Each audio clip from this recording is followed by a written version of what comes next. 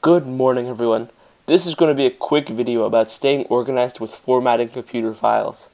Having a set template in which you do your work makes your work A. Easier to read and find information, B. Consistently good looking, and C.